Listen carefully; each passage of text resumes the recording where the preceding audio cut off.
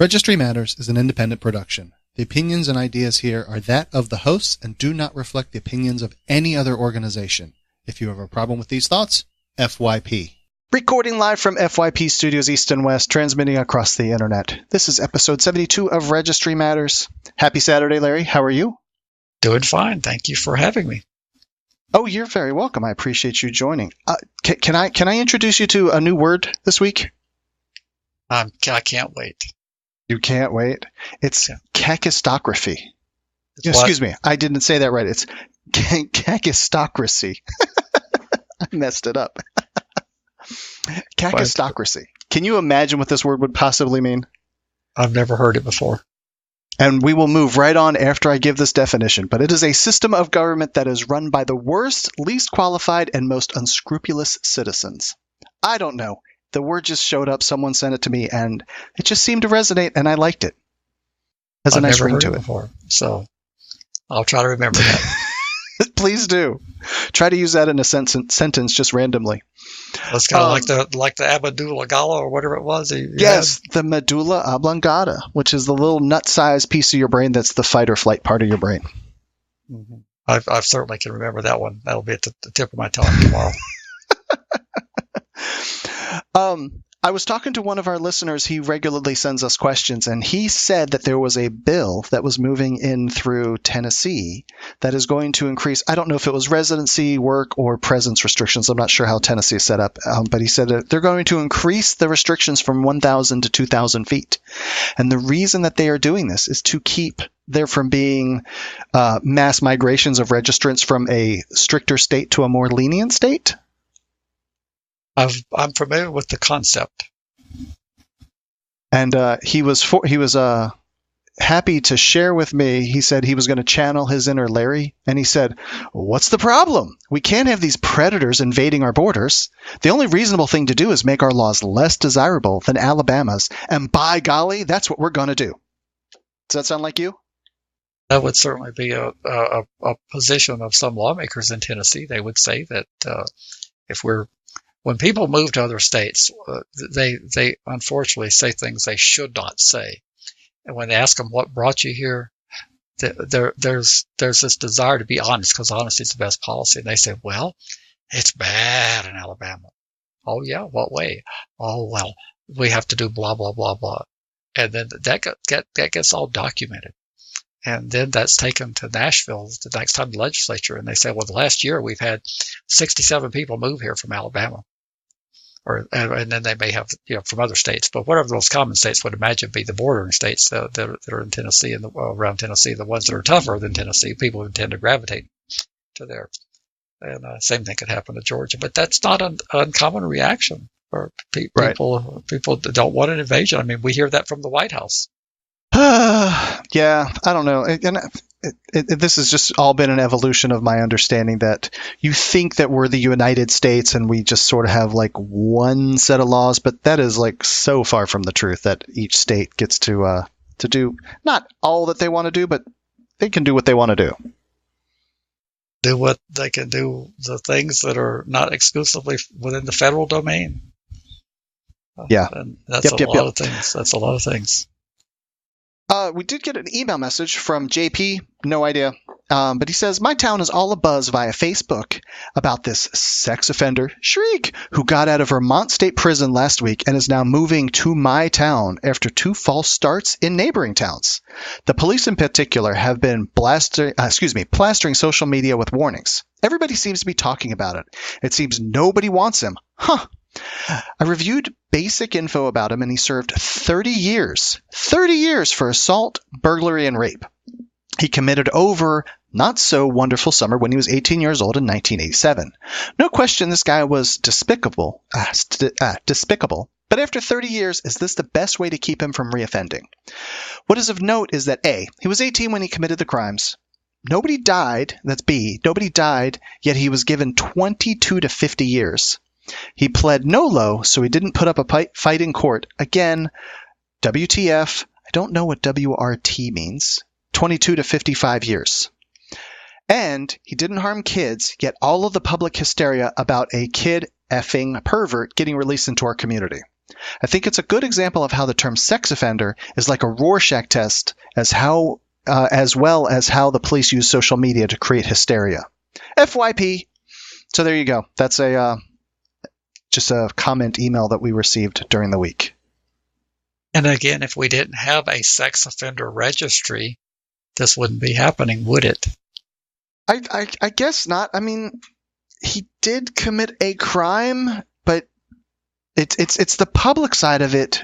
I mean, if we had a Leo registry, would that be not it wouldn't solve the whole problem, but wouldn't that make it kind of mostly go away? It would diminish there's leakage with law enforcement only registration. There's leakage because of various things of law enforcement making visits to check. So there's still leakage with those registries, but it would be a significant improvement. But if we took any paroled offender, and that's a person who received an indeterminate period of time like that one apparently got 22 to 50, if we went out and put their name on a list and announced to the community that we're putting this whatever type of offender in the community, we would have emotional reactions, maybe not to the same decibel level that we're having with this, but there would be an emotional reaction because we're putting you can't name it, offender, a drug offender, or whatever offender, a gang offender. If you started relocating them and announcing it publicly, you would get an adverse reaction. If we didn't have the sex offender registry, all the people out there who think the registry is not so bad, and we've got people that are on the registry that say it's not that bad, that they've acclimated to it. If all the people out there think it's not so bad, this is what it causes. And then there would probably be some sort of a way to, this was going on in Oregon, we covered this maybe like 6 months ago, where someone would file some FOIA request, Freedom of Information Act, to get information released so they could get the information and publish it on their own. They're doing that, and states are doing that, and even sheriff's departments and states are doing that, where Arkansas comes to mind first off the top of my head, that they have that risk-based system where they don't put the ones and twos on the internet. But the sheriffs are saying, well, nothing says we can't have our own website of sexual offenders. And by golly, I'm going to put everybody that's in my county to keep my citizens safe. I'm going to put them out there as a public service. And so you end up with I think there's a cause of action there that would possibly gain legs, but there hasn't been the funding materialized to do it.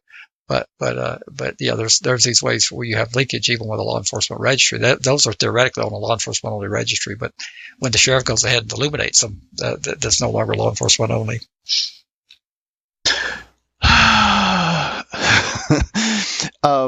I will tell you this. I was having a conversation with someone and I shared that we do this podcast, and the person was saying there's that much to talk about on a weekly basis regarding the registry. And I was like, you have no idea how often there's all this scope creep or people doing these horrible things. Or did you see the video of the kid getting body slammed in the school parking lot by a resource officer? Recent one that happens regularly. I know. This was I think it was a recent one. I was just scrolling through Twitter and I saw some large, burly, uniformed person like pick up a kid, look like WWF wrestling or whatever, and then throw a kid down on the ground. Anyway, I was just sharing. I was like, yeah, there's enough stuff to go to cover about our criminal justice system and our overzealous police force. Yes, we have plenty to talk about. I don't see a problem with that. So far tonight, it's no problem to increase restrictions from 1,000 to 2,000 feet, and it's okay to body slam children on the school property. I don't see a problem with it. I mean, they need to follow the commands of the officer, and these officers go out there and put their lives on the line. They don't know if they're coming home to their families, and if they're in a school and there's someone being disobedient, why wouldn't they be able to body slam them? I mean. The problem we have in this country is too many bleeding hearts that are making excuses for disobedience. Right. Well, then I guess we should just dive right into to the articles before things get really depressing, right? Well, what was the direction you want to go in the Tennessee? The expansion of that. It's one of those things where the Tennessee people are going to have to rise to the challenge, and they're going to have to engage in the discussion, and if they sit back silently, the odds are a whole lot better that it'll be passed. They need to come explain why this is bad public policy.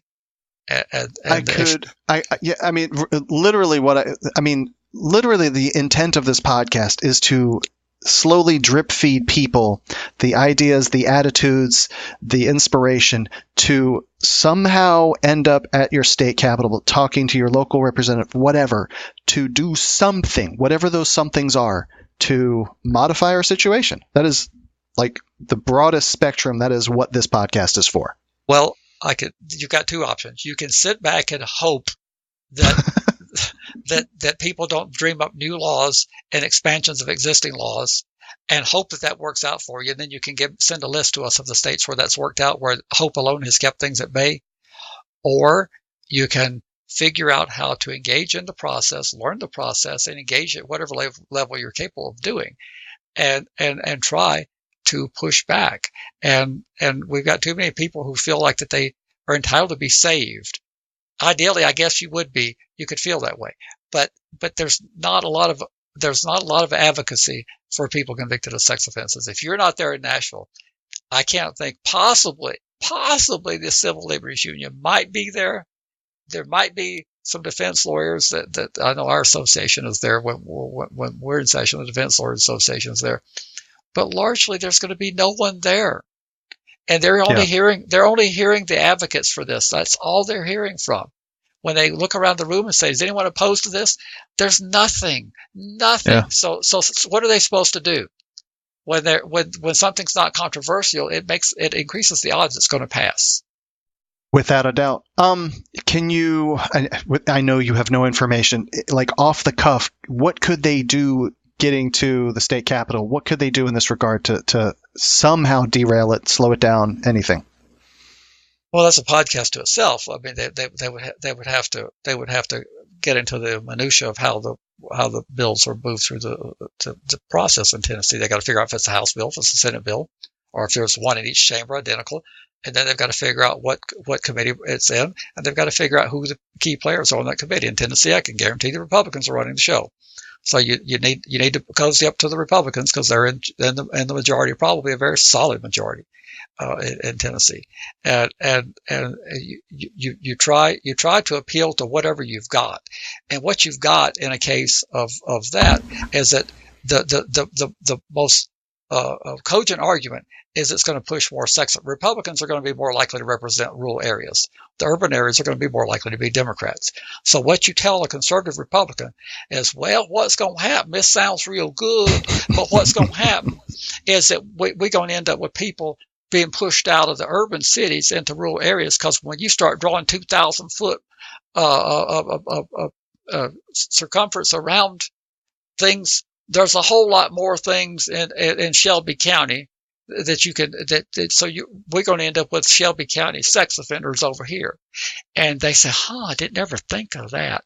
So the urban sex offender is going to be pushed out to a rural area if we expand the exclusion zones. And that gives them pause for thought. But if you don't tell them that, they're not going to magically think of that on their own. They're going to hear what law enforcement is telling them is that we've got an inundation of sex offenders coming from Alabama and other states where they're tougher, and we need to get tougher so that they quit coming here. That's all they're going to be considering if that's all they're told.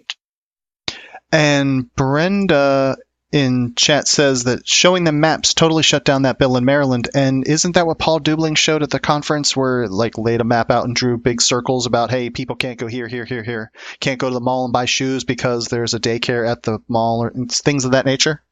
That is precisely what he did. So there's some ideas for you Tennessee folks on how to step up and do that. Oh, one other thing. So if you were under the most of strict conditions in your state, you have done the most horrible things, and you are just shy of on house arrest, would you still go to the state capitol and do these things, say that you have a right to redress your grievances? How would you approach that angle? Well, I mean, depending on what type of, if you're just simply on the registry, you have basically should have the basic undiminished liberty rights. As you tighten that noose in terms of house arrest, I mean, your house arrest is very restrictive. You can't leave your house without authorization. But I wouldn't want to advocate that anybody do my plan. But I would assert that if I'm merely required to register, I've got a right to be anywhere you've got to, particularly to petition the government for redress of grievance. I would say people that are supervised have that same right.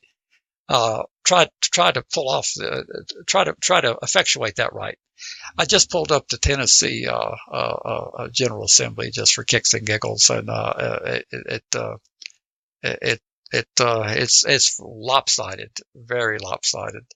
The House has 73 Republicans and 26 Democrats, so it's a 3-1 majority. I mean, they've got veto-proof supermajority, and Right.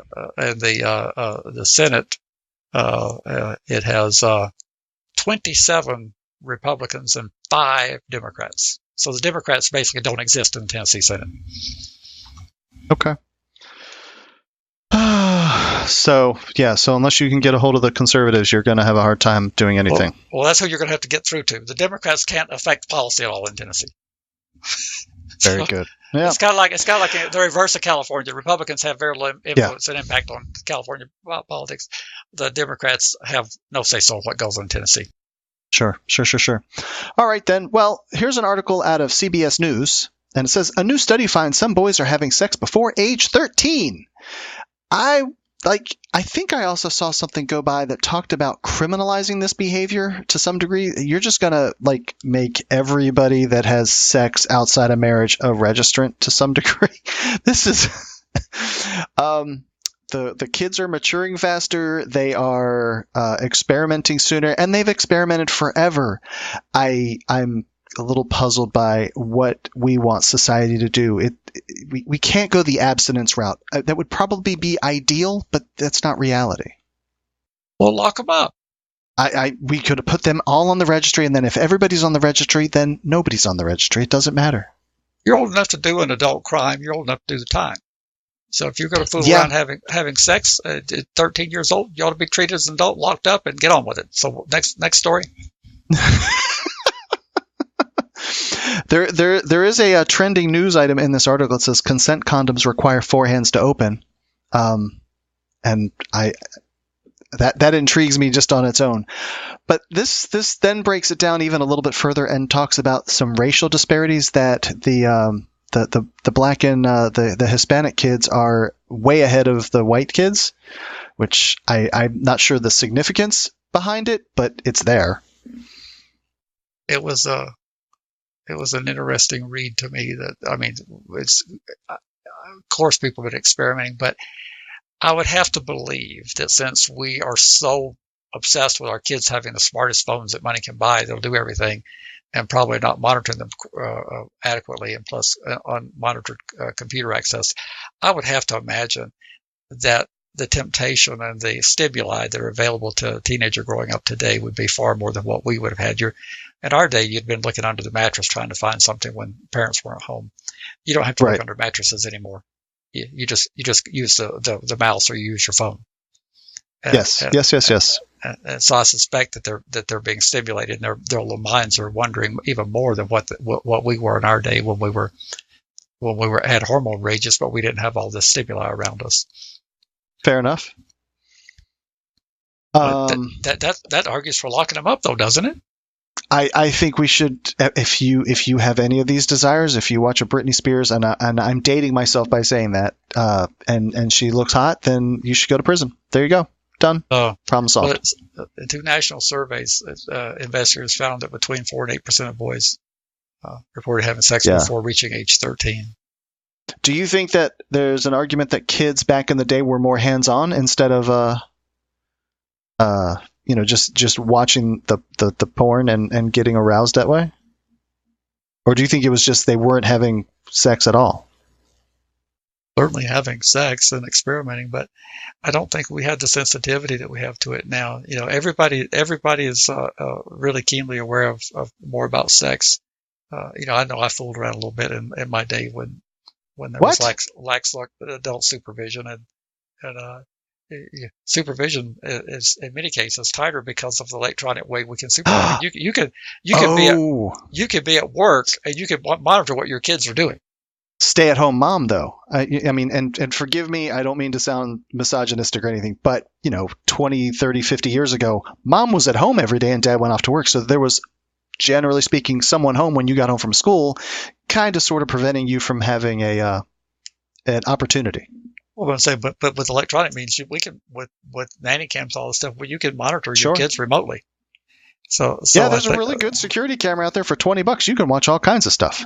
But isn't it interesting that the ratio in San Francisco was so much lower than Memphis, where the Bible Belt is so strong? But 25% of the boys in Memphis reported it, and only 5% of the boys in San Francisco. All right. Let's move on to an article from Vox, and I totally want your take on this, and I don't care to get into the politics of it, but Bernie Sanders wants to expand voting rights by letting people in prison vote. Only 2 states, including Sanders' home state of Vermont, currently allow people to vote from prison. What are your thoughts on people actually incarcerated behind the walls about allowing them to vote? I don't really have a strong feeling on it one way or the other. I don't think it would alter the elections meaningfully. I think, if anything, it would probably add a more conservative tilt to the election than what we already have. There's arguments for it. There's arguments against it. The arguments for it are that you want to mimic I've said on this podcast, we want to make prison resemble the outside as much as possible so that it's less traumatic to reintegrate into society. We want to mimic in the free world. This would be another thing that you could do that would mimic life in the free world. Right. There's the other argument that people make that, by God, you've done something wrong and you don't get to participate in society fully and decide. I mean, when you voted, you're effectively voting for taxes and against taxes and for referendums and whatnot. You could there's a strong argument that you shouldn't have that right until you've paid your debt to society. But I don't think it's going to meaningfully alter the outcome. Like I say, if I think anything's going to happen, it's going to bend the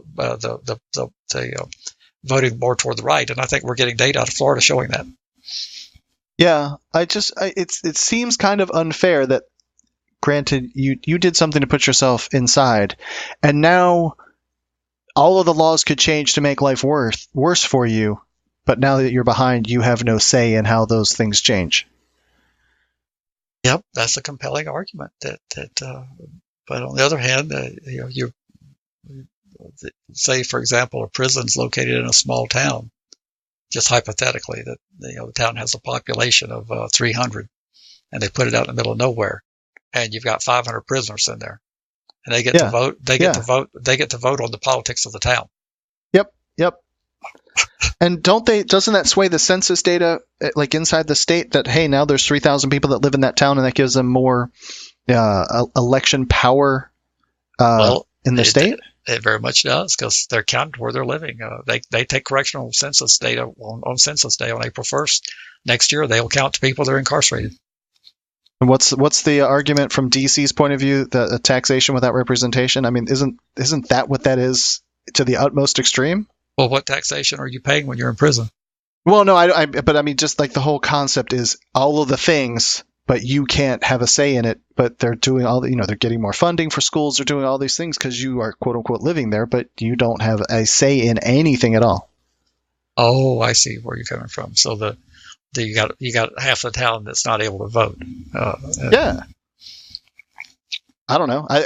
I'm just sort of speaking off the cuff of what it would appear to me to be, and that sounds, I mean, the way the Constitution was written, the South wanted to have certain people counted but not be able to vote, so they were counted as 3/5 of a human, but they counted on the census, but they couldn't vote. But the population was counted. Yeah, I don't think that. First of all, I don't think it's going to happen. I don't think we're ready for that. Yeah. We're still fighting to restore people after they've done their debt to society and paid their debt. Right, no doubt. So I think that, if anything, that is a platform. If it gets into a platform plank in the Democratic Party, it'll seem more of a radical position, and it'll be used to say this is how radical those people are, and it'll be used as a demonizing. You see it coming. If the Democratic Party would have put that in a national platform in 2020, you'd hear a lot of demonization about, they won't even have people in prison voting. They're so desperate to win votes that they're giving the vote to the convicts. And of course, I don't Well, believe the votes would go that way. I believe the votes would be equally divided, or more so going towards the sure. conservatives. But that's not what they would say. Well, I would point out, definitely take a look at the show notes and grab the link to the Vox article that is in there, because we do get asked on a halfway regular basis, oh, well, what do you want me to do? I can't vote, blah, blah, blah. Well, depending on which state you're in, you very well may vote, be able to vote. So it may not be that you can't vote. You just don't know you can. Well, in the overwhelming majority of the states, if you've paid your debt to society, you can vote. Right. And only in places like Florida, where they've carved our people out, aren't allowed to vote. So, but yeah, the overwhelming majority of the people who fully discharge their obligations can vote. And it's a small number of states where you still continue to have the disenfranchisement. And some people can even vote when they're on supervision. States have right. I think there's a chart in that story that shows. There is. Yeah. That's what, I was telling. So go check out the map. There's a hyperlink map to where you can get the information about your specific state. And there are only a handful of states, 5-ish or so, counting kind of quick 6 or 7 states, that some people with criminal convictions can't vote. Florida being one of those. But the vast majority are of like a light blue color, where they can, prisoners and parolees and probationers can't vote. So that would be after your sentence is over. Prisoners and parolees can't vote. Prisoners can't vote. Everyone can vote. So, it breaks it out for you to where you can see where you're coming from and if you're allowed to vote or not. Let's move across the pond to the Brisbane Times. This is over in New Zealand, I suppose. Child protection advocate labels sex offender register a waste of money. I certainly wish we had like an audio clip of this one, because I like the way they talk down under. And that's not really down under, but sort of down under and then over. I think this is out of Australia. That what it is? Well, all right, fine then. So Australia nonetheless. Then it is down under. Yep. And really, I didn't even want to stick here for very long, but what this representative independent state candidate Hetty Johnston wants she wants a mandatory 2-strike policy. She says, like, the registry doesn't make any sort of sense. If you do mess up again, it's over, life in prison. But the first go around, hey, look, most of the people are one-time offenders, and then they move on and they figure out that they've made a mistake. So let's not spend a whole bunch of money on this idea of a registry. I think she says, so we're going to spend $8 million. I'm not sure why we're spending it on something that does not, or excuse me, why we're not spending it on something that does work. I don't know. Just wanted to bring it up to show that there are people out there. Granted, this is in another country, but there are people out there that are seeing the light that the registry is kind of pointless. Yes, and this is one of those things where it sounds really good that she's against the registry, but she's also a hardliner. So in all other regards, you would disagree with her probably. Because that could be true. Yeah, sure. 2 strikes, you're out. To me, is archaic thinking. So she's one of those where your heart begins to palpitate because she says one thing that you like. It's kind of like our syndicated columnist is based in Albuquerque, which I won't say her name, but once out of every 20 columns, she writes something very good. But she's a victim's advocate. She's strong victim's advocate. She's for abolishing the statute of limitations. She's for doing everything that would make anybody. But then she'll like the broken clock twice a day. It does something right. It gets the time correct. She'll write something that makes sense, and people just start going bananas about, oh, she said wonderful thing. Yeah. But in the meantime, she's trying to do all these bad things that are bad public policy. And, well, that's the same thing with this. This elected official would probably not be someone you'd want to align yourself with, except for on this one issue. Right. We should all be single issue voters, man. We should all be single issue voters. Yeah, if she's willing to say that the registry is no good, you align yourself with this, and then you run quickly as you can away from this person, because most everything else you're going to disagree on. Yeah. Moving on to an article from MCall. The Morning Call is what it actually is. Morningcall.com. Backpage is gone, but a more graphic version is again fueling prostitution busts in the Lehigh Valley. This is just fascinating to me. I still don't quite understand why we have such an aversion to people making money by some means that they want to make it by. So our government created a FOSTA SESTA, I guess is what it is. It's to prevent sex trafficking stuff. So that made Craigslist take down their personals, and then there's this website called Backpage. Here's this other one. This is hosted in another country. And you can find people in your neighborhood that are willing to go to lunch, or maybe do more than just lunch, maybe massages, fill in the gap. And the law enforcement people are kind of up in arms because this is just like prostitution right in their face. And it's, I guess they'd have to make the contact and do all the things to set up a meet to get you in a position to arrest you. But I just really, really dislike this whole mentality of criminalizing everything sexual in the United States. Well, the president that we have now signed the legislation, a pair of laws back in last April, a year ago. Yeah. Fight Online Sex Trafficking Act and Stop Enabling Sex Traffickers Act. And those things resulted in the government seizing Backpage. And there's going to be a demand for sexual services. I'm not afraid, but I'm quite confident for the remainder of my time and probably beyond. And the beautiful thing about capitalism is it finds a way to supply services when there's a demand for it. So this new site, Skip the Games? Yes, it's called Skip the Games. has sprung up, and of course it would spring up. What would keep it from springing up? I mean, we are a capitalistic society, right? We are, but we've got a very heavy presence of morality about sex. We just can't have that. People doing that things. Sex is for creating offspring and for procreation. It's not. People ought not be going out lightly engaging in sexual relations. That's crazy, Andy. It sure does feel good, man. Well, that's not why sex exists. Oh. I bet if it hurt, there would be a lot less of it. So I'm pretty sure that if somehow things were designed in a different way, there would be a lot less of it. You cannot criminalize this. And the more you criminalize it, the more underground it goes, then the more risk there would be associated with it, the more potential disease spreading that would go along with it. Abuse and violence and sex trafficking and all that. I just can't quite fathom why we can't be more like Vegas. And what county is that? I can't think of which county it is that allows it in Nevada.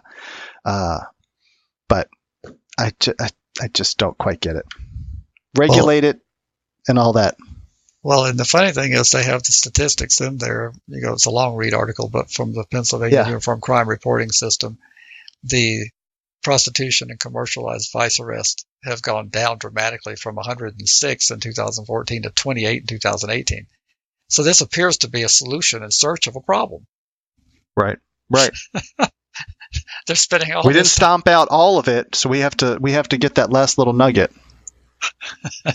So I don't understand it, but I think it has to do with a lot of our religious influences. There's a lot of this is related to Bible teachings and views about the appropriateness of sexuality, and Americans are pretty much, if you look at westernized countries, there's a lot more.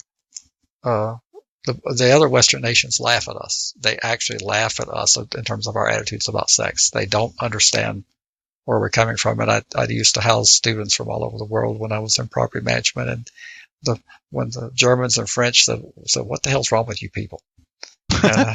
So it's like, but it is. That's the way it is. I do. Let me ask you this question. So there's a line in the article. It says, on the website, Skip the Games only provides an email for police to contact them. You're a pretty savvy person in regard to the police. Do you think you could thwart their attempts to capture you, to expose you and get you arrested? Do you think that you could pull that off? Probably not. You think that somebody would slip through your screening process to end up getting you in trouble? Well, how would you be able to ferret out by email? What would make that a potent screening tool? I thought if you asked somebody if they were a police officer, they had to tell you that they were. Where does that come from? I've seen that in movies. I'm totally not being serious on that one. Well, I mean, like I said, you're pretty savvy. Do you think that you could screen them? Do you think that you could get enough information out of them?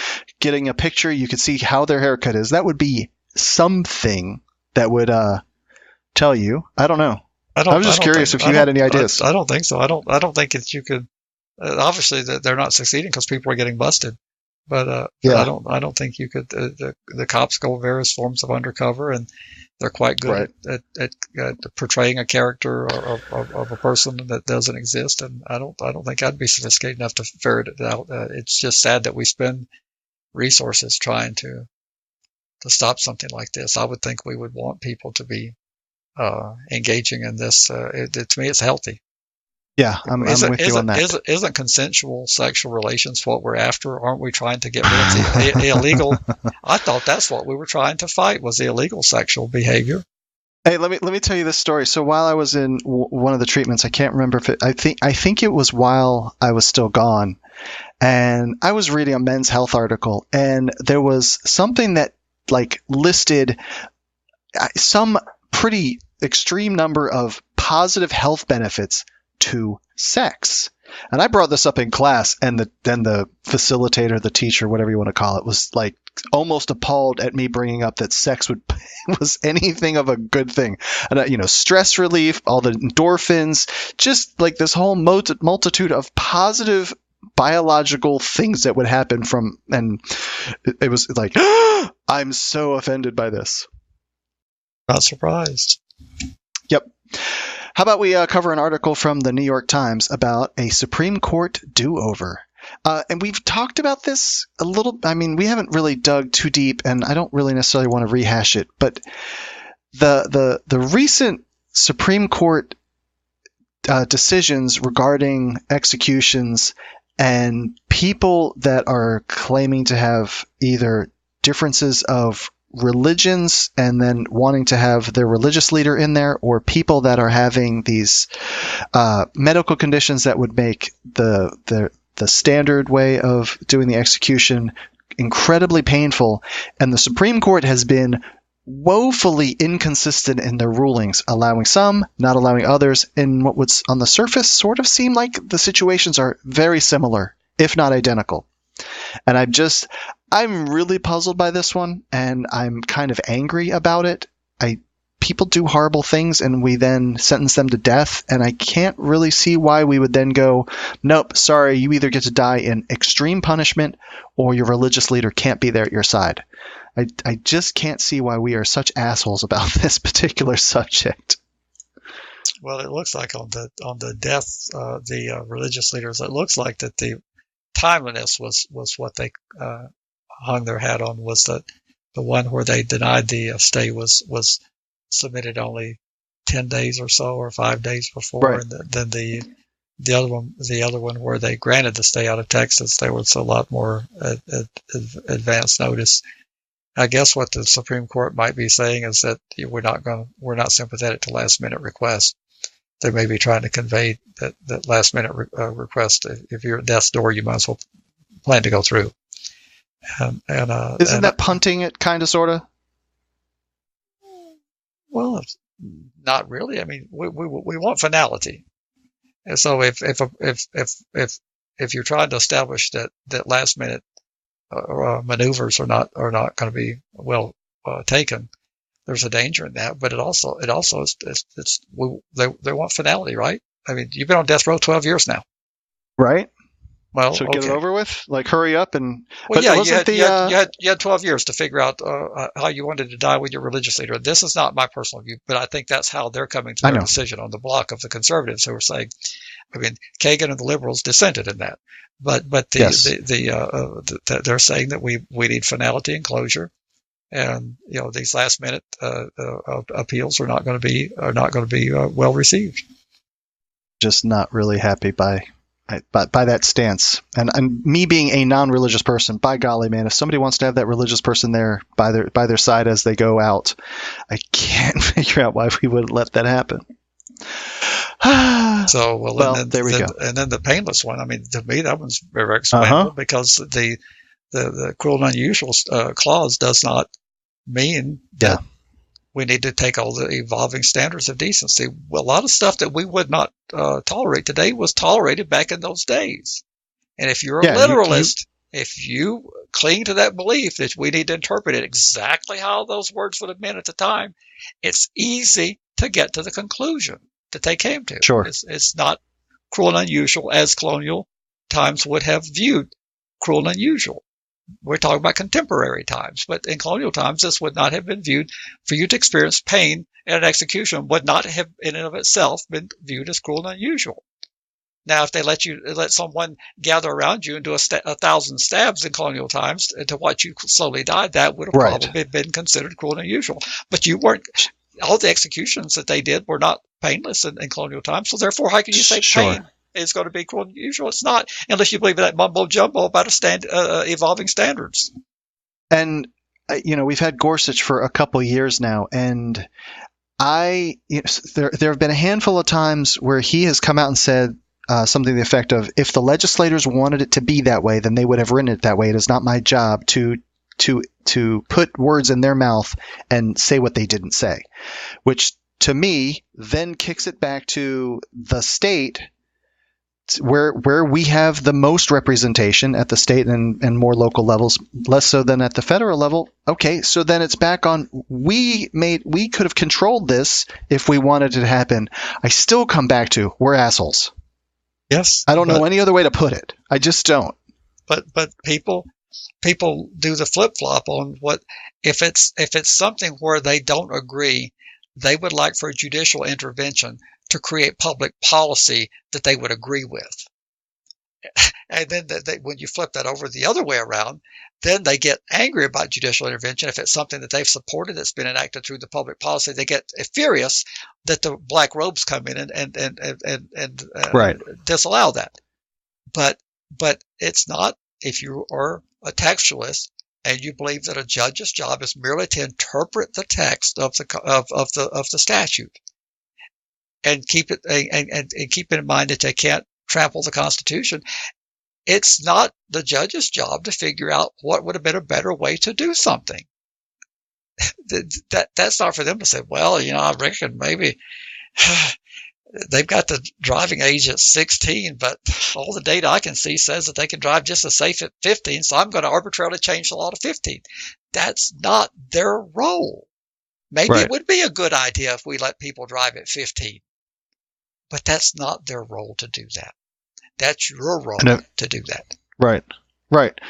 And my point in that, and to me, I find this to be empowering, and probably other people be like, oh, we're doomed.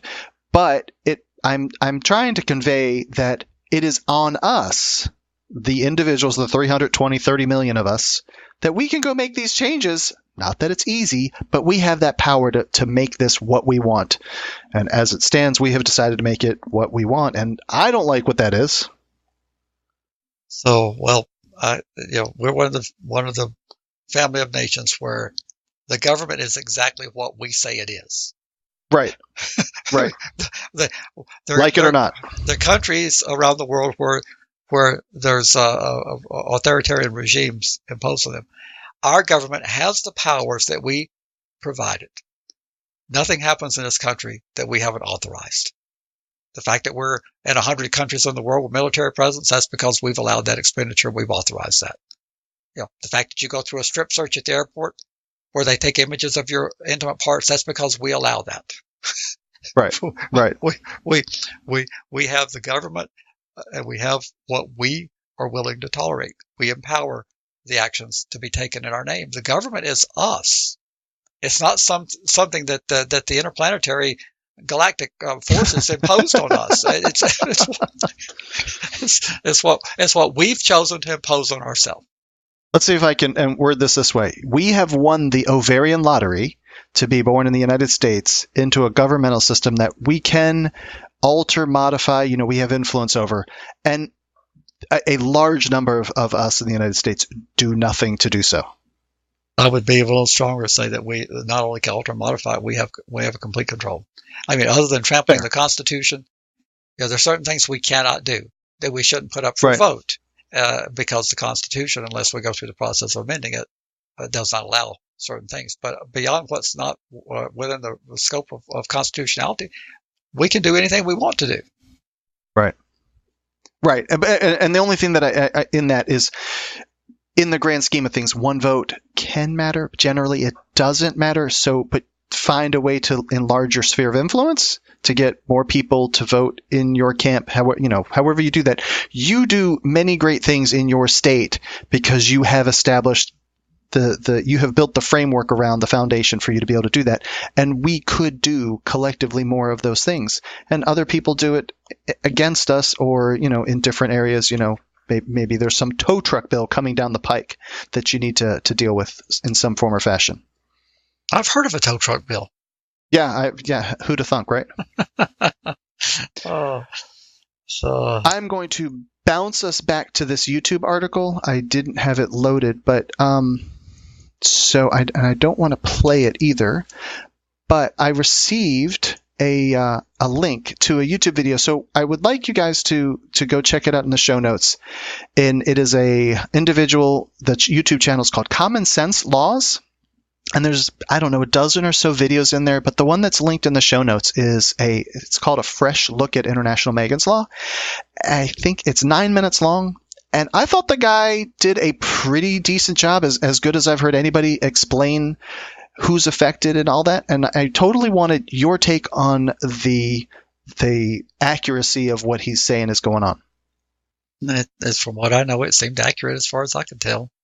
There was a little bit of a part in there that he, maybe going a little bit extreme on the barking side of it and the history of that with Germany. Do you have any thought, an opinion on that side of it? Not really so much, but he spent time about who's eligible for a passport and the belief that people are not eligible to get passports, and he didn't. Unless I was dreaming, he didn't go into a whole lot about the marking, did he? In terms of did he thoroughly cover the? Well, he showed a picture of it, and it says this individual has been convicted of a crime with a minor, whatever the actual verbiage is. He's in the country of Germany, and he portrayed this whole thing about Germans, and they have a history of marking a certain segment of the population's documents and then doing horrible things with those people. And Germany is looking at the United States and marking passports and with a very skeptical eye of similarity to something that happened in the 40s and 30s. I was working and I had it going in the background, so I didn't actually see the marking that he showed. Okay. That he showed. I was listening to it. Yeah, he totally showed it. It's maybe around the 6-minute mark or so. Mm-hmm. I'm kind of zooming around to look for it. It is at 4:49 that you can see it if you want to have a look. I don't know. He wasn't screaming. He wasn't jumping around. It seemed very factual from all the information that I've collected over the years about IML and all that. So give it a shot if you want to just search for the YouTube channel, Common Sense Laws. And I don't know, maybe check out some of his other videos to go with it. Sounds good to me, Andy. Cool. All right. So where are we at in the roster? Oh, Larry. Oh, my God. This guy did not register his car. This is in Georgia. This isn't terribly far from me, I think. Is this it? This is in Illinois. It's in DeKalb. Why do they have the same? I saw DeKalb County. I was like, oh man, this loser's in Georgia. He didn't register his car, and he got 30 months, 2 to 5 years in prison for not registering his car. Well, I thought it just said he had been arrested. I didn't know he's gone through the process yet. Okay. Well, then he said he could face probation or 2 to 5 years in prison for not registering his car. Well, this is lunacy, man. Well, but again, if we didn't have the sex offender registry, this would not be happening. But what happens is they staff these units, because this should actually not be in the hands of law enforcement since it's a civil regulatory scheme. But this is pitfall number one by having it in the hands of law enforcement. But then the law enforcement staffs up a particularized, specialized unit that deals with this, and they need to make cases to justify their existence. If you have 5 detectives assigned to a specialized unit, and there are absolutely no cases ever being made, at some point the bean counters would say, well, there's not really. I mean, in our burglary unit, we're getting 178 filings a year, And in our sex offender registration tracking unit, we haven't had a filing in 4 years. So maybe we should put more of these people in the burglary unit where we've got, or the auto theft unit, or blah, blah, blah.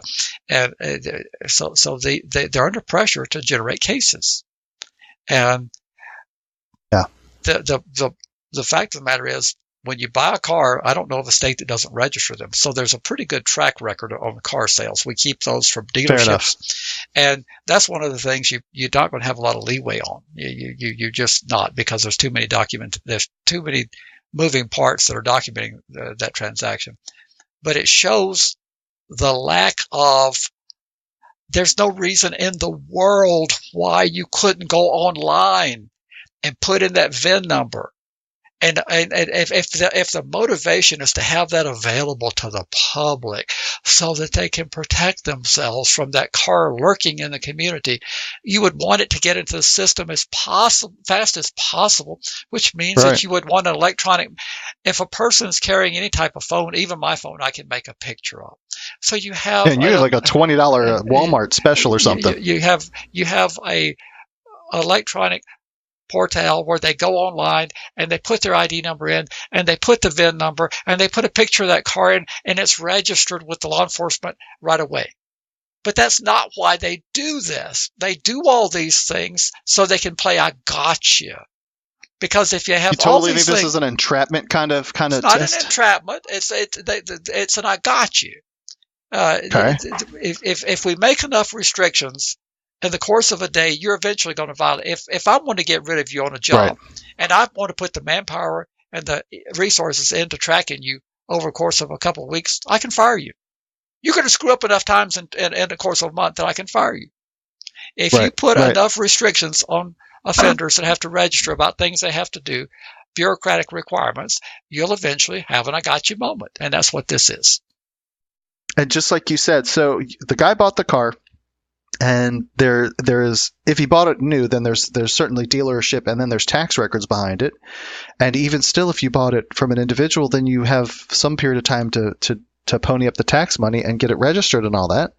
Yeah, so why couldn't they just literally pass the information over to the other agency? Well, why wouldn't you want, if this information is so valuable that we need to have it as current as it can be, why wouldn't you want an offender to be able to report everything online that's required to be reported? We passed that law in 2013 here, that the state was supposed to create an electronic mechanism for you to report things. Now, the state has ignored the law under the previous governor, and we're going to try to get this governor to actually follow the law. You know, they put their hand on that Bible and said that they were going to do it.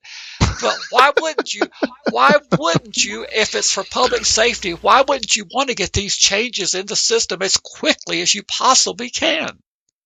Why would you want a person to have to figure out how to get down to the registry office to bring you documents when it's so critical to get it in the system so that the community be on alert? Why wouldn't you want to change your address instantly? Why wouldn't you want a new vehicle instantly?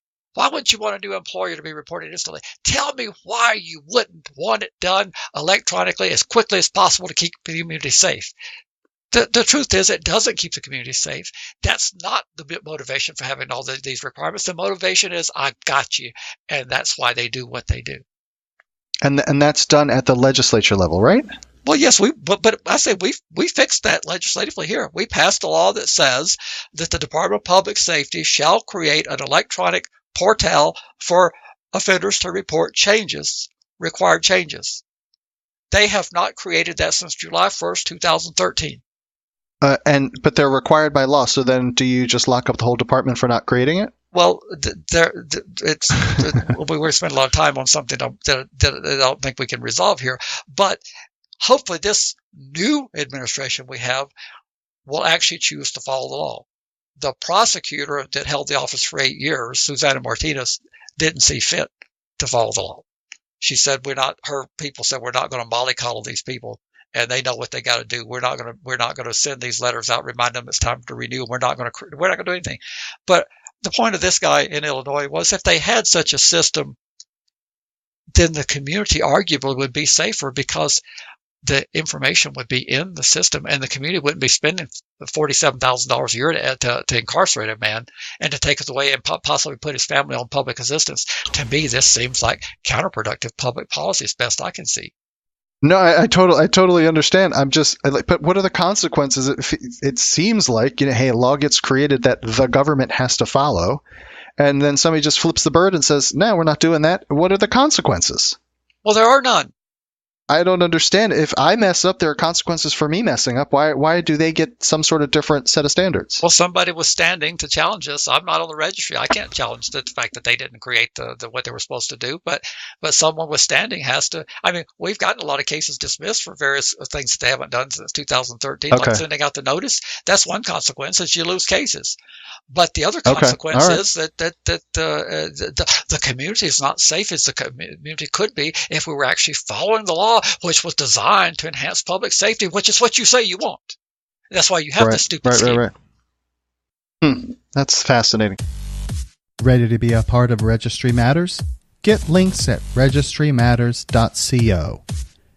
If you need to be all discreet about it, contact them by email, registrymatters@yourtreatment class, about the podcast. We want to send out a big heartfelt support for those on the registry. Keep fighting. Without you, we can't succeed. You make it possible. Well, in Arizona, this is kind of funny. I mean, so there was a bill that was going to go through. It was House Bill 2613 that was going to improve the lives of registrants to some degree. And I really love whenever I read anything that has Maricopa County in it, because I think of pink underwear. But the guy that introduced the bill has some sex crime allegations and a plea deal kind of thing from back in the early 80s. So because those two things are sort of tangentially related, the bill won't go through now. They won't even introduce the bill because it's like too toxic at this point. Have you experienced anything like that in your political career? Well, the bill was introduced and it was moving. It just stopped moving. Okay, yeah, you're right. So the legislation that would make more people eligible to have their names removed from Arizona Registry ended up being a casualty because of the allegations led David Stringer to resign from the Arizona House of Representatives. But the bill this reminds me of the California tiering removal process. This legislation has gotten so contaminated by all the victims advocates and law enforcement that in some ways it's actually making the situation worse. People that would be eligible, for example, under the existing removal process, now have to wait till they're 35 years old had this bill not died. So they actually raise the requirements in some cases.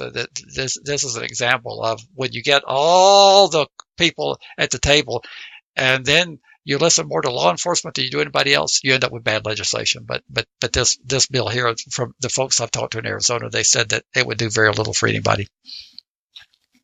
Okay. So then ultimately it's not really that big a deal that it has stopped. It's not that big a deal, but it doesn't bode well for future reform if something dies that easily, because the guy was adjudicated, I guess, decades ago, and then he had his stuff expunged and he was fully restored. And I think it's out of the state of Maryland, if I remember right. Correct. 1983 in Maryland. So 36 years ago. Well, certainly we can't forget about that. I know, and I mean, he looks older than dirt. He could have still been like 60 years old when this happened in Maryland. He looks pretty old, and I'm being kind of a jerk, but so he sexual abuse with a minor who is at least 15 years. No, that's not even right. These were very. I don't want to rehash the guy's crime and all that, but have you seen that this happens like this, where someone has some sort of, pretty far in the past, checkered past, and that stops a bill from moving? I can't say that I've seen that, but I don't find it to be that unusual. To me, that would be it wouldn't be shocking to me that why would we want your bill to move? You're you know what they would call him? You're a pedophile. Yeah. And he ended up resigning. Yeah. All right. From NPR and from this would be WHYY, I think is where Terry Gross comes out of, and it's called Fresh Air. And she did a big long interview. I didn't get a chance to listen to it, but in reading the text, the title is "Charged Explains How Prosecutors and Plea Bargains Drive Mass Incarceration." And you've covered this on a number of occasions, that if we wanted to stop having mass incarcerations, the prosecutors could just stop, and the problem would go away. And we've seen this from the Philadelphia. I've lost the DA's name up there, or the Attorney General. No, DA. Yeah. DA, right? Yep. Larry Krasner, is that right? Something like that. And we have little over 2 million people locked up in the United States, and we could make it go away almost overnight if our DAs would just stop prosecuting everybody for all of the things. There was something super interesting in there that I wanted to get your thoughts on. It says, with mandatory minimums, it's set up that prosecutors to be able to determine the punishment by the charge they bring in, and so we're still living with that change, even though the crime rate has really fallen since that time. So prosecutors will change the charges to try and then get the time that they want. No. So you are accused of some sort of larceny, and they want you to go to prison for life. So they turn it into Grand Theft Auto with weapons and all this stuff, just to try and to get you off the street for X period of time. Well, prosecutors have usually, when you engage in criminality, there would be the opportunity to select more than one charge. Very few people just do one particular thing on one particular day. I mean, when you're engaging in criminality, there's a good chance you've committed multiple crimes, even if it's something as simple as tampering with evidence, in addition to your underlying to your base crime. But you often have multiple counts, or it might be the difference between the severity level of a first or second degree. And the prosecutors will often charge you with the more serious offenses with the intent of getting you to plea as leverage. So, well, maybe I can't convict him of that, but maybe I can. Maybe my jury will find him guilty if he rolls the dice and goes to trial. But there's a methodology of how long they want you to go away for. Prosecutors will say he needs to spend 2 years in prison. I'm going to have to. He's got to plead something that'll make sure he does at least 2 years. That's not abnormal. He needs to spend 6 years in prison. So that sounds so counterintuitive to me what it feels like the intent is. So I don't know. And that again, the incentive structure is wrong. The incentive structure is that the DA has to go out and get convictions, so he goes and gets them however he can get them, instead of actually performing equal justice. And if the person is literally innocent, hey, stop charging the person so you can just get a conviction from somebody. I'm so deeply bothered by this. Well, now you don't think a prosecutor would charge an innocent person, do you? I know that we have a significant number of people that have been exonerated for various reasons, so yeah, I'm pretty sure that happens. Do you think they knowingly charge an innocent person? Well, we've also covered the God, I can never say that word first to go around. Prosecutorial misconduct, where they withhold evidence. So it probably happens in a significant minority of situations, but they do withhold evidence to incarcerate somebody to get justice for the victim from some side, but not necessarily the right person. Well, I'm putting on my Jones-colored glasses right now. Inside joke, right? I would not. A prosecutor deliberately prosecuting someone that they know is innocent. I've not seen a lot of that I can think of. I believe that they believe in their heart, based on what the police have told them, because the police do such fine work, that thorough job, that they think that the person did it, and then that they get in their desire to put that person away to get justice, because they've got the media hounding them, they've got the victim's advocate hounding them, they've got the family, they've got the friends of the important people saying we've got to put this guy away. They sometimes become overzealous and skirt the rules of ethical conduct to secure conviction. But I just don't know that I can say that I believe that they're saying, I know he's innocent, but by golly, I'm going to do everything I can do to put this person away. I don't believe that that's rampant. Does it happen? Possibly, but I don't believe that's rampant that happens. So, like I say, it could be. Just in the last couple of weeks, we covered the article where the prosecutor was saying, "Yes, I totally understand that the fingerprints don't match," but the victim was saying, "I totally remember that person. Yeah, I know the fingerprints don't match, and nothing of this evidence lines up, but that guy did it because the victim said he did it." Well, could it be that he felt that he did do it? Could it be that he felt that the lab got it wrong? Could it be that he was in good faith prosecuting that person? If you've got somebody, you've totally flipped to the other side now. No, Larry. I'm not on the other side at all. I'm saying I know. I'm saying that I don't know that I'm ready to throw all prosecutors and say that they only prosecute innocent people. Now, that's not to say that they don't prosecute innocent people. Yes, they do prosecute innocent people. Right. Because the system breaks down, and people who did shabby investigations caused the system to break down. But I don't believe prosecutors come to work and say, "Well, I've got 30 cases on my desk today, and I know at least 10 of them are innocent, but by golly, we're going to put these people away." I just don't believe that. If we get to that point where they're intentionally prosecuting innocent people that they know are innocent, and they're doing that, then we might as well scrap our entire system. Right. But what do you? I mean, like someone like Arpaio, they have such an extreme view of anybody that is accused of a crime, and they take it to the umpteenth degree of going after them with, even Jeff Sessions. He said, "Man, make sure all of my attorney generals in all the states, I want you to prosecute to the fullest extent of the law." Well, that's different than prosecuting an innocent person. We're talking about willfully prosecuting an innocent person. I know. But we also have to have that standard in there. You can't lock up innocent people either. So you would have to err on the side of caution. You should. But that's not where public opinion is. Public opinion is that the police are understaffed, overworked, not enough of them, and that if they turn over a case for prosecution, by golly, it's a solid case. Because they have so much to do that they would never, ever go after some low-level petty criminal, and they would not have a vendetta. And the average person doesn't believe that police have vendettas, so that they're overstaffed and that they have more resources than you could ever imagine.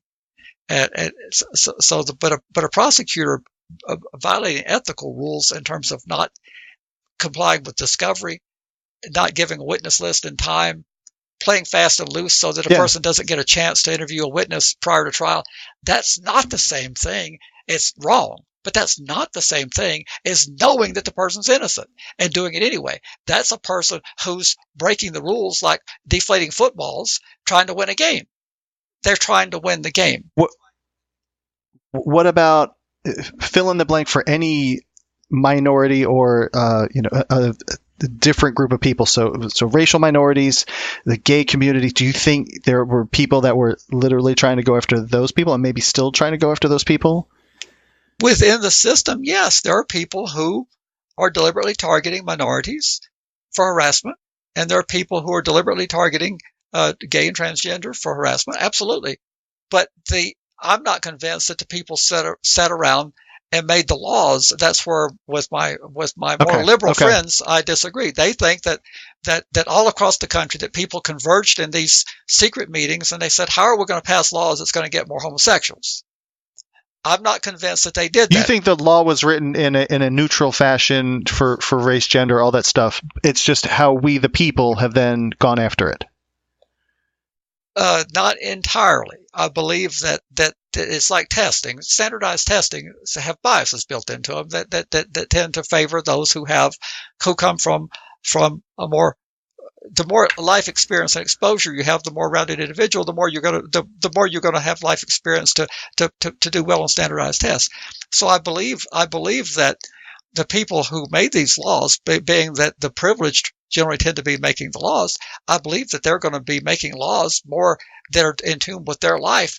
But I don't believe they sat there and said, "Well, we got to make sure we keep the people that are the have-nots down. How can we lock more of these savages up?" I don't believe that conversation took place.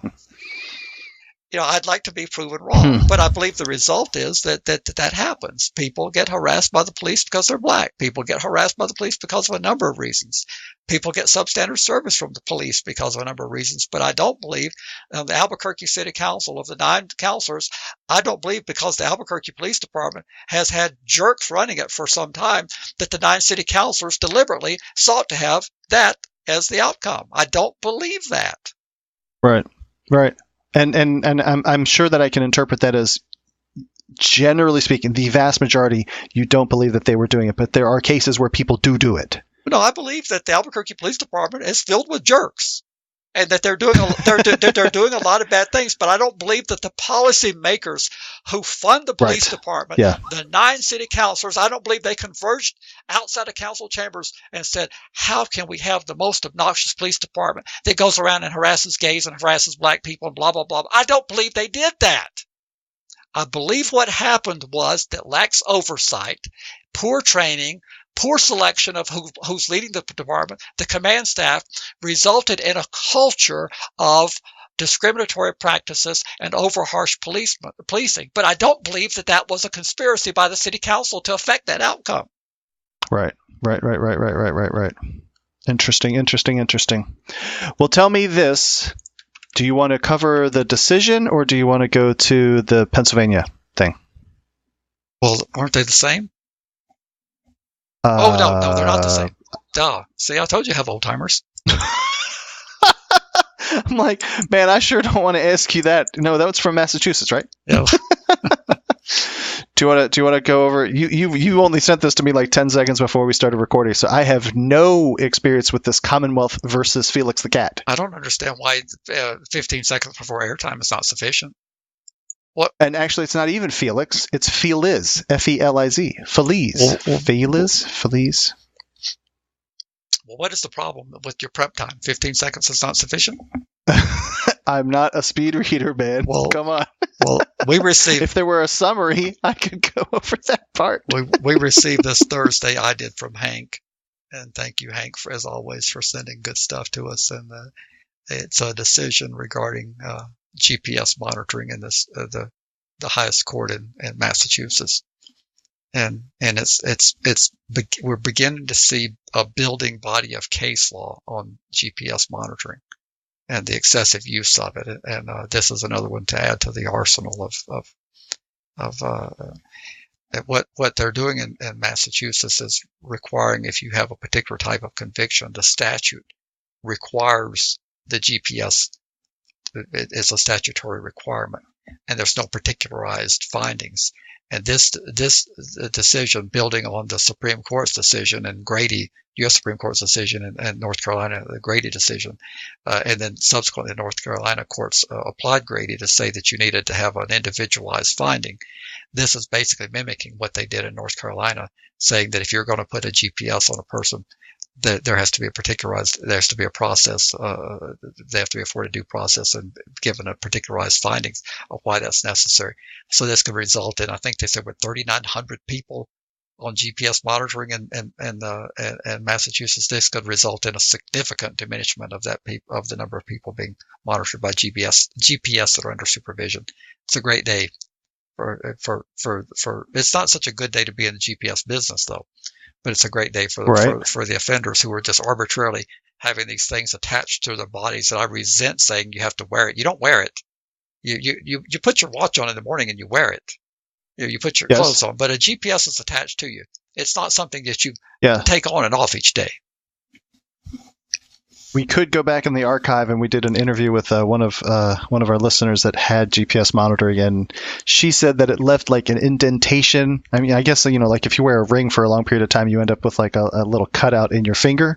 So she was saying that the leg monitor left indentations. It gets irritated underneath it. There's all kinds of just garbage things, and so GPS monitoring does that for you, which is awesome. Well, this is we had a similar decision out of the Georgia Supreme Court. On GPS monitoring, and this, like I said, there's a building body of case law on GPS monitoring. And being the techie person that you are, that believes that tech's the answer to everything, this is probably crushing to you to see that they're not able to just willy-nilly put these devices on people, because that's what they do, and that's the downside to all this tech. It sounds good, we're going to have fewer people in prison. But all it does is really expand the universe of people who are under monitoring and make sure it curtails your liberty. But the Massachusetts Supreme Court said that these people are going to get hearings and they're going to get due process, and it's a great thing. And it actually is Feliz, Commonwealth versus Feliz. Yeah, Feliz. Yep. Feliz Navidad, so it's Christmas. Mm-hmm. It's Christmas in Massachusetts in this decision. And we can give a shout out to Eric Tennant, who was involved in the case, who's an Narsal connection attorney. He's spoken at our conferences, at least one or two of them. He's been with us. Before my time, I believe. Well, if you say so. I mean, it wasn't in the Atlanta or the Ohio conferences. No, it was in Dallas. It was in Dallas. See, before my time. Mm-hmm. Before my time. Is there anything else that we need to know about this bill? Is there anything else that you want to go over? I know it's 60 pages and you read most of it? I read it, and it's 36 pages, and I made a few highlights in it like I did last week that people might want to look at. So we're gonna attach it to the show notes, right? I will do that for sure. I will do that. Oh, and let me cover that. You pointed out, I totally forgot. I didn't stop making time markings. I was just, I edited the podcast on Sunday and I said, God, this didn't take me nearly as long. And then a couple of days later, you said, hey, where are the time markings? You didn't put those on anymore? I'm like, just forgot. There's also a transcript that I do, and last week's episode will get uploaded here in a few minutes. So I just forgot. So there's a reminder also, if you want a transcript of the thing, you can get that too, of the podcast. Pretty much every episode I get a transcription done. But you have old timers from time to time. It does happen. I get too involved with so many other things and rush through, and I don't have a checklist and so forth.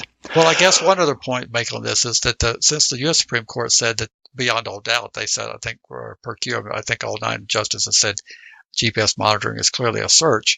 So the question is whether the search is supported if it's a justifiable search. All searches are not illegal, but they have to be supported by probable cause. So the U.S. Supreme Court had expressed dubiosity about what North Carolina was doing, and this makes it clear as far as the Massachusetts Supreme Court is that although you have a diminished expectation of liberty when you're under probation, it says, and I think this is on page 21, nevertheless, the government does not have an unlimited ability to infringe upon a probationer's still existing, albeit diminished expectations of privacy. And that's highlighted on page 21. So it's worthy of considering that, yes, you have a diminished expectation, but the fact, and then also the state hung its hat on that they had people sign their contract saying that they agreed to this.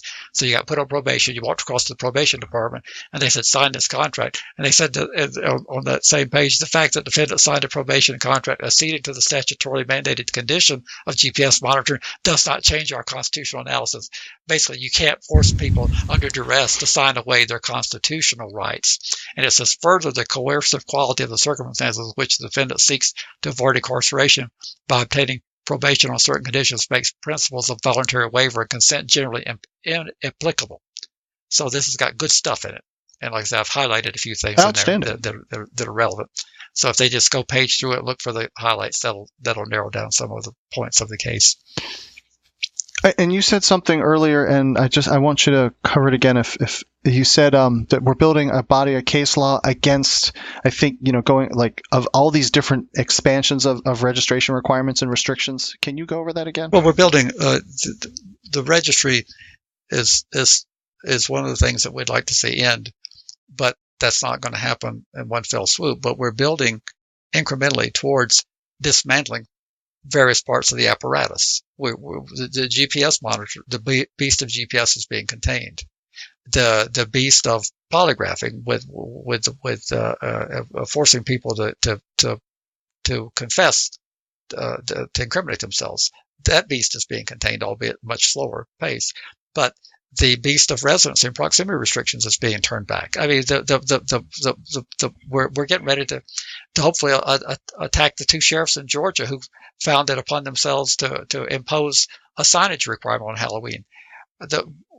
As the body of case law expands, it makes it easier to win because each time there's a decision that gets cited to in other decisions. If you read this decision out of Massachusetts, they cite to South Carolina, North Carolina, the U.S. Supreme Court, to the body of case law that helps them come to their decision.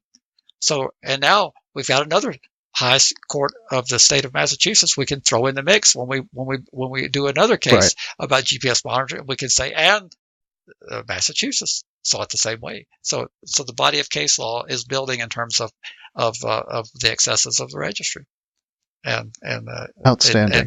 But the silver bullet is not there. Right. And I always make myself unpopular when I tell people there's no magic silver bullet going to end the registry. Well, speaking of that, then here we are with the Pennsylvania situation where they kind of struck down the registry, and they're going to try and come back around and take another bite of the apple. This article is from the Collateral Consequences Resource Center, and this is the title of the article is "The Pennsylvania High Court Will Review Sex Offender Registration."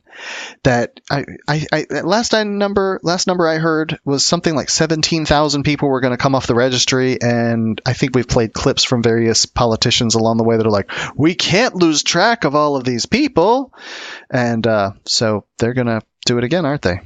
Well, this is sort of a different slant. This is the big decision in Pennsylvania was Commonwealth versus Munez, decided in 2018. And that case presented two questions of whether people committed their crimes before the adoption of the new law could be required to register without violating the Constitution, state constitution's ex post facto clause. And that was the only question of the two that was answered. And then the second part was whether the law more broadly violates due process by unfairly labeling a person as sexually dangerous without first providing that fact, giving them opportunity to challenge that presumption. And so that they were able to sidestep because they were able to give them the relief that they were asking for by the ex post facto clause, so they didn't need to resolve that due process question. So everybody going forward in Pennsylvania is registering under the three-tiered system with all the more onerous requirements. They just decided that they could not be applied to the previous class of people, the group of people that predated it. So now there's a post Munez challenge about this guy saying, yeah, it's real nice that my offense is a tier 3 and I have all these restrictions, but you have not afforded me an individualized due process. So this is going to answer that question. And Aaron Marcus, who's with the Philadelphia Defender Association, he's been on at least a couple of our Arsenal in Action conference calls.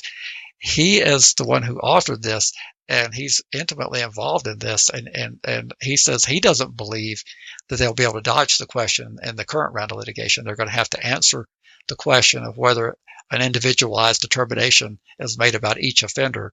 And if they answer that in the affirmative, that they are entitled to a due process, this basically guts the damn registry because they have to spend a whole lot of money to give everybody due process. Right. What will they do? What will they do to speed up that, to make that more efficient? Will they just like, hey, here's 10,000 people, let them go? That would be what I would recommend if I were in the legislature. I would say, well, we're not going to have 17,000 or 50, whatever it is, of due process hearings, and it would be the people who have been convicted. They said they're adding 1,500 a year. So this law passed in 2010, became effective in 2012. So you're looking at several thousand people. We're not going to do that many hearings. So it would almost behoove you to roll back the registry to at least the last time it was held to be constitutional. And that would be the way to avoid, if the court finds that they're entitled to a due process, is to roll back to a less punitive version, but which basically neuters the Pennsylvania registry.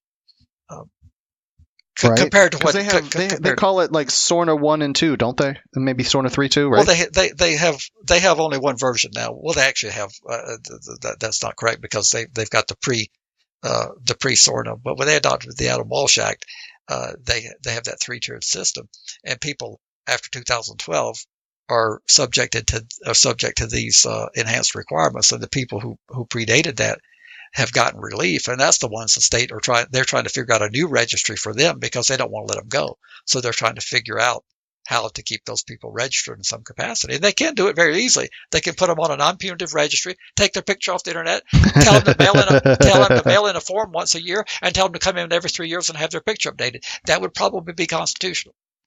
But all this but all this shit that they try to require people is too much. That makes it far more than a regulatory scheme. So if you want an Yes. if you want to have a constitutional registry, you're going to have to peel the onion way back. You're going to have to basically go back to what Alaska had back in the day. Back in the day, yes. Which is where all these shenanigans start of no driver, like, I mean, because just like not driver's license, so license plates and all that, it's just so silly. With what benefit other than it's some sort of happy feel good? God, I could go down a rabbit trail on where I think that might come from too, but I won't go there. I think that it would be a good time to have Aaron be joining us on an Arsenal in Action or on a podcast. Because maybe both. I think we should do that. Because he's a basket of knowledge that I don't possess on Pennsylvania. I've got the basic knowledge, but I mean he knows this stuff intimately.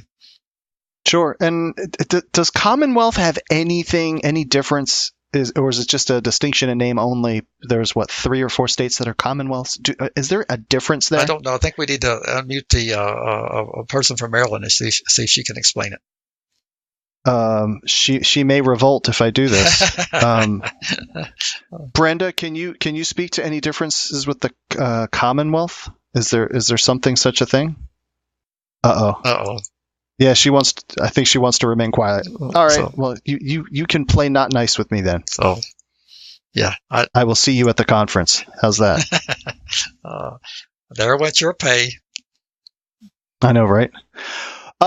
Well, that's all we got on this show. There is something coming up on next Thursday. So a week, almost 2 weeks from here we are recording. What's going on? Well, Arsenal in Action, after having several months of no conference calls, we're gonna do one on the 27th of April at 7 Eastern time, and we're going to be talking about a fabulous decision out of Illinois regarding the keeping people in prison after they've served their time. And which is what we covered last week on the podcast. But you're going to have the attorney on, right? We're going to have one of the attorneys on. We're going to have Adele Nicholas, and that's a litigation machine. Her and Mark Weinberg, they filed a number of actions. Some have been successful, some have not, but they are doing jam up quality legal work, and they got a great decision out of a district court, Northern District of Illinois, that Illinois' they call it mandatory supervised release, which is similar to the federal system. You serve your time, and then you go into a period by statute where you have to be under supervision.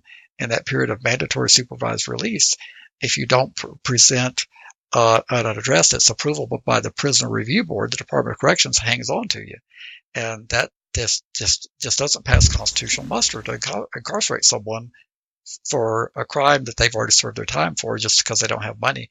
And so that decision is going to be unpacked a little bit more detail. But it has ramifications. I know some people believe that things only, when you get to the state border, it stops. But that has ramifications for my state as well. We have an almost identical system to what they have in Illinois. We call it parole, but it really isn't, because in this state you have to serve all your time, less than a credit for good time, and then you go into a period of mandatory supervised release, except we call it parole, and it's 5 to 20 or 5 to life. And our parole board is the one who affixes those conditions, and they affix the approval for your certificate of parole based on you having an address that meets the requirements. And they have so many limitations, not by statute but by policy, where you can't live, that they end up hanging on to people. So we're looking at litigating using the same theories that they did. Now that they've done the heavy lifting, we can come in and use the same arguments and make the same claims here. And there are other states out there, so it does extend beyond Illinois. It should be interesting to you no matter what state you're in. Now, those states where you get an indeterminate sentence, where you're sentenced to be in prison from a period from 10 to 30 years, that's not the same analysis, because you have not served all your time there. When they grant you a conditional release and you've still got 20 years owing the state after you've met the 10-year minimum, they can hang on to you for up to the period of the entire 30 years. So it's incumbent upon you to try to find a reintegration facility of some type so you can be released. But when you've done all your time, we need to turn that key and let you out no matter where you're going, because you should be a free person, and we should let you go. All right. Well, while you're talking to the attorney, I'm going to be pushing all the buttons and sliding all the things and making everything work to connect everybody and doing the live stream. So it's a team effort. It should be a great program, and I think it would be worth your while to tune in and listen to it. And that's next Thursday. What date and at what time? The 27th at 7 Eastern Time, and it's slated to be a 2-hour program, although it can expand because I'm looking at adding another topic. So it's possibly going to expand. Outstanding. Well, very good. And how do people support us here at the podcast and contact us? We would adore it. Share it with all of the people. Share it far and wide, trying to grow the numbers. I would rather have more people download and listen to it than any other metric, but share it far and wide. And but if you feel compelled to give a contribution, feel free to head over to patreon.com/registrymatters. $1 a month is amazing and greatly appreciated. We love our Patreon supporters, and totally it is inspiration for us to keep doing the show because we can go out to dinner a couple times a month, and just makes life a little easier. It does, and we're going to grow this thing to 1,000 patrons within the year. So within the year, what are you nuts? Wow! Well, aren't we at 30? Hey man, aren't we at 30? Go big or go home. Aren't we at right? 35 now? We are at 36. All right, so why can't we be at 1,000 within a year? Because it's April, almost May. Well, that leaves not very many months to get a whole trove of people. Well, I was joking on the again, 1,000. there are 800,000 of us. I was joking, but I would like to be at 100. I mean, shouldn't we be able to find 100 people? Grow 30 people per quarter shouldn't be insurmountable. So to tell people to visit us, I did some postings over on what's it called, Reddit. Somebody had asked a question that I thought was appropriate for me to make a response, and then I also plugged the podcast. Somebody came behind me and said, "Hey, come over to Discord." So somebody in here, one of our 40 or 50 people that are on Discord, then followed me up and then cross-posted, which was pretty neat. I don't know who did that. So Reddit has you could go post on Reddit. Send people to the Registry Matters website at registrymatters.co. And your favorite medium is the telephone. Absolutely. 747-227-4477. Let's make sure we get that number because we didn't get a phone call this week, and I need a phone call every episode. 747-227-4477. And we've gotten some really good calls lately. We have. And I shouldn't even say this, but somebody did call. I just didn't play it. Aha. So there's that. I have those powers. I censored, so shoot me. Well, I have a feeling it probably went too long or was not audio broadcast quality or one of the two or both. Yeah. And so with that, Larry, that's all I got. And I so very much appreciate it. And I hope you have a great night. Well, thanks, everyone, we've got a full house in Discord right now. There is a full house of Discord, and there's a lot of chatter. It's hard to keep up with. So there's dozens of them in there. There are a lot. So have a great night, Larry, and I will talk to you soon. Thanks. Good night. Bye. Thank you for joining us here at FYP, and we hope you will join us again on our next broadcast.